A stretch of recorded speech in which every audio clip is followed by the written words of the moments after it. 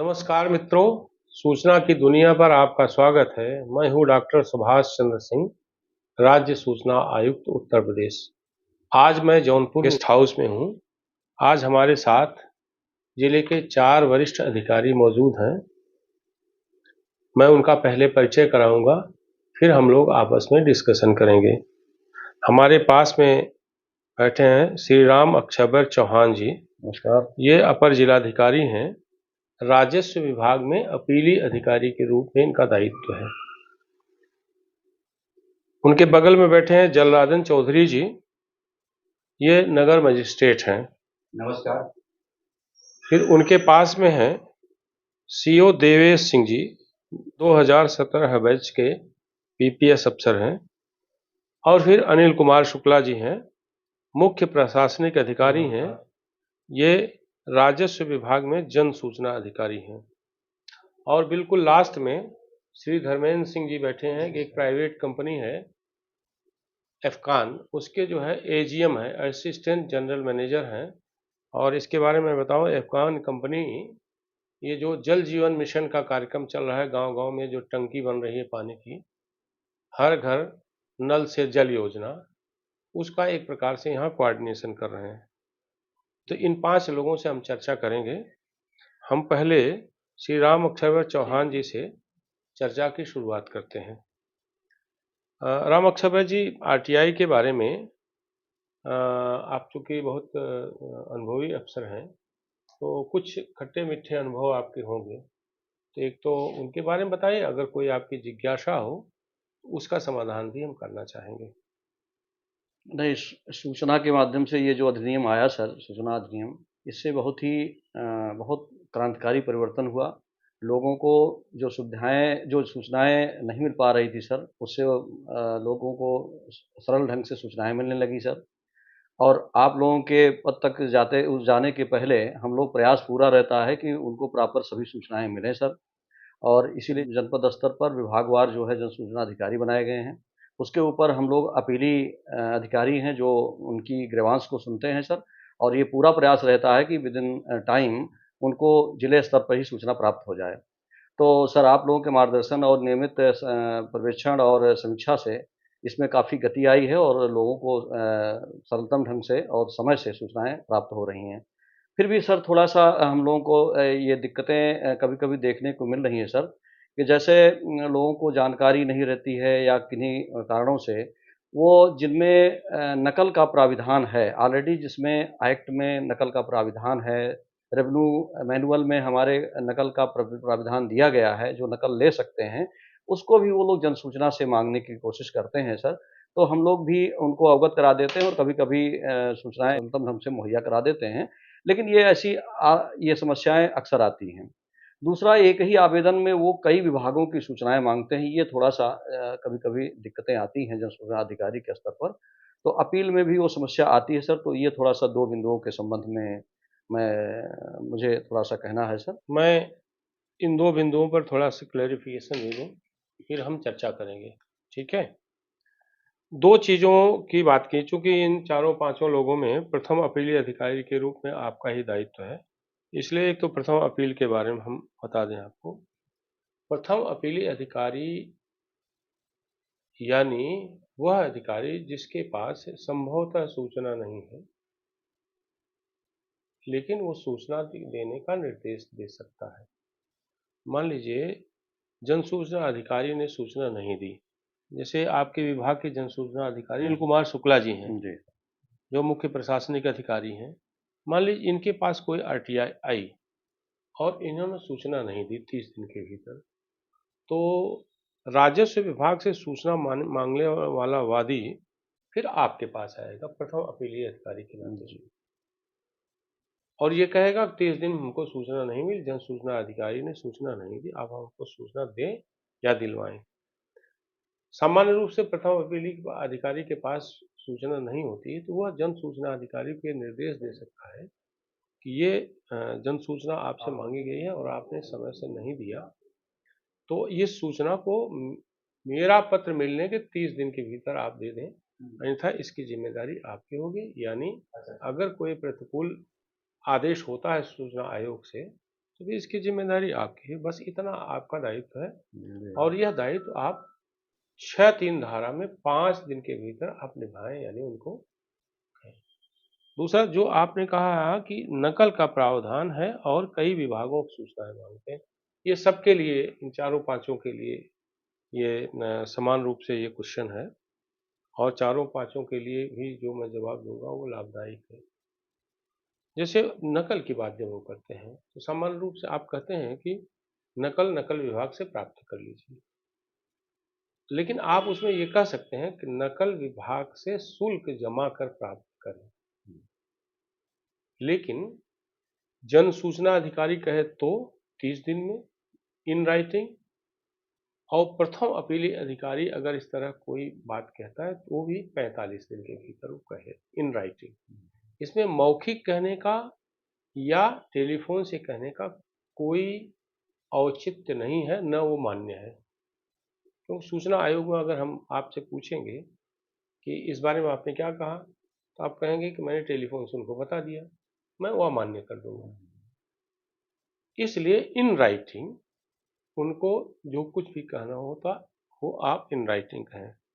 दूसरा आपने कहा कई विभागों से, एक ही एप्लीकेशन में कई विभागों से, तो आपकी जानकारी के लिए बता दूं कि आरटीआई एक्ट में प्रावधान है कि अगर एक ही एप्लीकेशन में कई विभागों से सूचना मांगता है वादी, तो आपके पास जो सूचना हो आप अपनी सूचना दे दें, और किसी एक अन्य डिपार्टमेंट को, अन्य डिपार्टमेंट माने राजस्व के ही कई अगर सेक्शंस हैं तो वो नहीं, वो सारी सूचना देने का जिम्मा आपका है।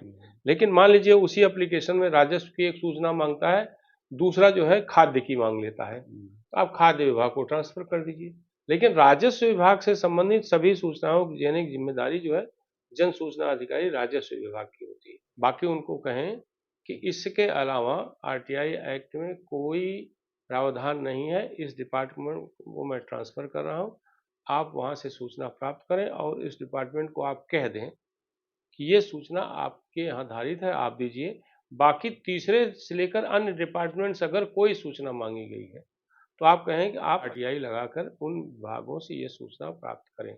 That's all. यहाँ आपकी भूमिका खत्म हो जाती है। श्री जलराजन चौधरी जी हैं, ये नगरी मजिस्ट्रेट हैं, और जलराजन चौधरी भी बहुत अनुभवी अफसर हैं। तो हम आपसे ये जानना चाहेंगे कि आरटीआई से जब आपका प्रथम परिचय हुआ तब से लेकर अब तक क्या आरटीआई के कारण आपको कोई दिक्कत आई? वो दिक्कत विविध प्रकार की हो सकती है, जानकारी का अभाव भी हो सकता है, जटिल आरटीआई हो सकती है, कॉम्प्लेक्स सेंटेंसेस हो सकते हैं, ये एप्लीकेशन में ये स्पष्ट न हो पा रहा हो कि मांग क्या रहा होगा। आरटीआई के बारे में हमारी उपाम एकेडमी में 2 दिवसीय प्रशिक्षण इसमें समय-समय पे होते रहते हैं। मेरे द्वारा उसमें प्रतिभाग किया गया है और आरटीआई के बारे में अच्छी जानकारी है। लेकिन फिर भी जन सामान्य जो है वो कुछ प्रार्थना पत्र इस प्रकार के देते हैं कि संबंधित गाँव के चक संख्या इतने की चौड़ाई क्या है?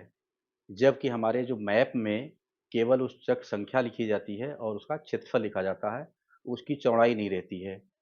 कभी बार-बार कहा जाता है कि भई आप नक्शे का अवलोकन कर लें, उसकी प्रतिलिपि ले लें और उसके अनुसार कार्रवाई करें। तो कुछ तरह से इस तरह से कुछ जटिल प्रश्न कभी-कभी आते रहते हैं। देखिए, इसमें मेरा एक कहना है कि आरटीआई एक्ट में कहा गया है कि जो सूचना जिस रूप में जैसी आपके पास है वह सूचना उस रूप में आप दीजिए। सूचना को अलग से बनाने का, कलेक्शन करने का कोई प्रावधान नहीं। जैसे कोई ये मांग करता है कि लंबाई और चौड़ाई बता दें, हमारे यहाँ सुनवाई में भी इस तरह की चीज़ें आती हैं कि लंबाई और चौड़ाई बता दीजिए। लंबाई और चौड़ाई बताना, इसका मतलब यह है कि एप्लीकेशन पूछ के कार्यवाही करना, लेखपाल को निर्देश देना, जा करके लंबाई और चौड़ाई नाप करके ले आओ और बताओ। सामान्य रूप से जो आवेदक होता है वो अलग से एप्लीकेशन दे करके उसकी नाप जोख नहीं कराना चाहता है, क्योंकि वो बड़ा श्रमसाध्य काम है और मशक्कत का काम है। तो उसको ये लगता है 10 रुपए की आरटीआई लगाएं और जन सूचना अधिकारी नाप जोख करके हमको बता दें। ऐसा कोई प्रावधान नहीं है। वह सूचना आप उनको देने से मना कर सकते हैं। यह कह सकते हैं कि यह सूचना हमारे यहाँ धारित नहीं है, जैसा नक्शे में है उस नक्शे की नक्शा आपके पास है उसकी आप प्रतिलिपि ले सकते हैं और इसकी अलग से एप्लीकेशन दे करके उस खसरा विशेष का या उस प्लाट विशेष की लंबाई चौड़ाई अलग से आप करवा सकते हैं। ये सूचना यहीं समाप्त हो जाती है। लेकिन मैंने कहा ना, जो कुछ कहना हो 30 दिन के भीतर आप इन राइटिंग कहिए। जी सर। कुछ इसी तरह प्रश्नोत्तरी में भी कुछ प्रश्न संबंधित एडवोकेट या पक्षकारों द्वारा प्रस्तुत किया जाता है, तो उसमें स्पष्ट रूप से मेरे द्वारा जब समीक्षा की जाती है तो ये अंकन कर दिया जाता है कि प्रश्नोत्तरी के रूप में ये कार्रवाई कब तक कर दी जाएगी, तो इसका उत्तर दे दिया जाता है कि इस तरह से सूचना देय नहीं है। हाँ, यस, यही मैं कहने वाला था कि ये सूचना देय नहीं है। क्या क्यों, कैसे, कहाँ, काल्पनिक सवाल, औचित्य का सवाल, इस तरह का सवाल अगर पूछा जाता है, तो ये सूचना वस्तुतः मैंने फिर कहा ना कि जो सूचना आपके यहाँ धारित है, वो सूचना आप दीजिए।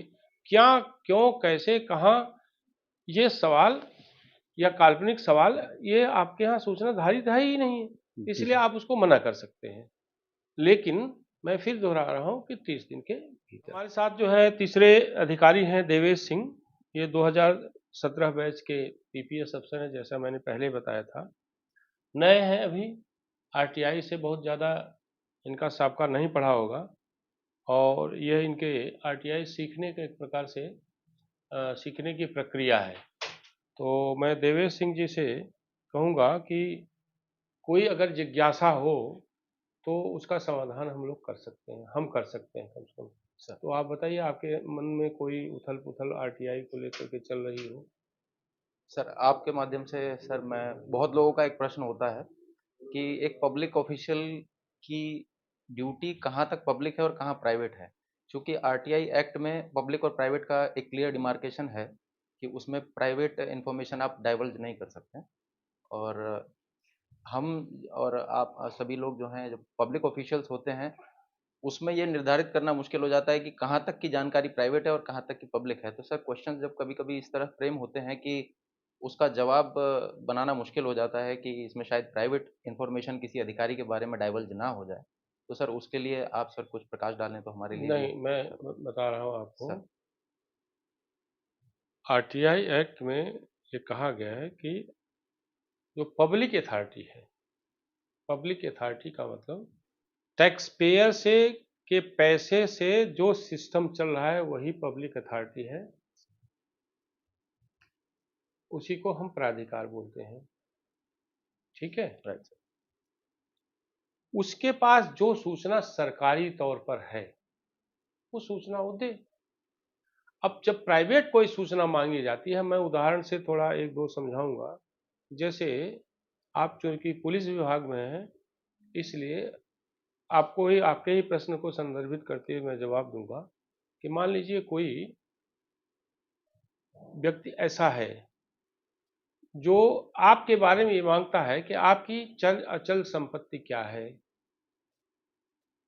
या आपकी पत्नी अगर कमा रही हैं, सरकारी अधिकारी हैं, तो आरटीआई लगा कि ये पूछे कि इनकी पत्नी का वेतन क्या है। मैं उदाहरण इसलिए दे रहा हूं क्योंकि उदाहरण से समझने और समझाने में ज्यादा मदद मिलेगी। तो यह सूचना नहीं दी जा सकती। जैसे इसके अलावा, जैसे किसी ने यह पूछा कि अमुक व्यक्ति जेल में है, उसका आपराधिक इतिहास बताइए। तो सवाल है कि उसका आपराधिक इतिहास क्यों बताएं, उसके आपराधिक इतिहास से किसी व्यक्ति का क्या लेना देना है, बशर्ते कि वह पुलिस वाला न हो, क्योंकि उसका दुरुपयोग हो सकता है। तो और सब लोगों के लिए अगली बात मैं कहने जा रहा हूं कि जो आरटीआई पढ़े, अगर आपको लगता है उस आरटीआई में जवाब देने की स्थिति नहीं है, तो आप सबसे पहले सबसे सरल तरीका है आप उससे उसका लोकहित पूछ लीजिए। पब्लिक इंटरेस्ट सर्वोपरि है आरटीआई में, पब्लिक इंटरेस्ट। क्या जो आरटीआई लगी है उसका कोई लोकहित से संबंध है? अगर नहीं है तो सूचना देने का कोई मतलब नहीं।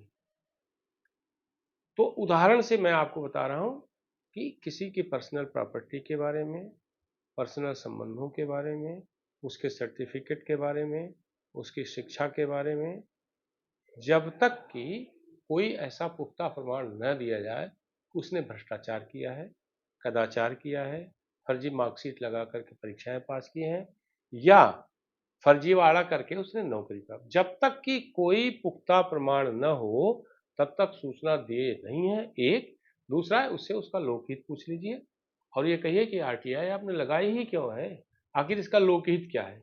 अगर वह इंटरेस्टेड होगा तो लोकहित बताएगा, और अगर आपको लगता है कि लोकहित प्रॉपर है, औचित्यपूर्ण है, तो आप ये तय कर सकते हैं कि आपको जवाब देना है या नहीं देना है। लेकिन मैं फिर कहता हूं 30 दिन के भीतर इन राइटिंग। सर इसी से संबंधित सर एक छोटा सा प्रश्न है। जैसा सर आपने इन्फॉर्मेशन दी कि आप ये डिसाइड करिए कि लोकहित है कि नहीं, और वो इन्फॉर्मेशन जो आप दे रहे हैं उससे पब्लिक और प्राइवेट में अगर क्लियर डिमार्केशन हो पा रहा है, ये आपका एक डिस्क्रिशन मुझे सर महसूस हुआ कि डिस्क्रिशन यहाँ कहीं है अधिकारी के पास। सर इसी पे अगर काउंटर ऑब्जेक्ट कोई कर देता है तो सर सेकंड उसका फिर रूट क्या होगा? नहीं तो फिर उसको स्पष्ट रूप से पूछिए ना आप। भाई जैसे अगर कोई ये मांगता है कि आपकी श्रीमती जी कहीं सरकारी कर्मचारी अधिकारी है, और वो पूछता है आपके ही विभाग से कि इनकी श्रीमती जी यहाँ इस विभाग में कार्यरत है, उनका वेतन दीजिए, वेतन स्लिप दे दीजिए। तो जब आप पूछेंगे कि इसमें लोकहित नहीं है और ये पर्सनल सूचना है, तो फिर दूसरा सवाल वहां खड़ा ही नहीं होता है। दूसरा, अगर वह ऑब्जेक्ट करता है तो चूंकि आप 30 दिन के भीतर जवाब दे चुके होते हैं, इसलिए उसको कहें कि यह सूचना नहीं दी जा सकती है। फिर उसके बाद आयोग में आएगा ना, प्रथम अपील के बाद आयोग में आए तो यह सवाल मैं भी उससे करूंगा कि यह सूचना आपको क्यों चाहिए, इसमें कौन सा लोकहित है।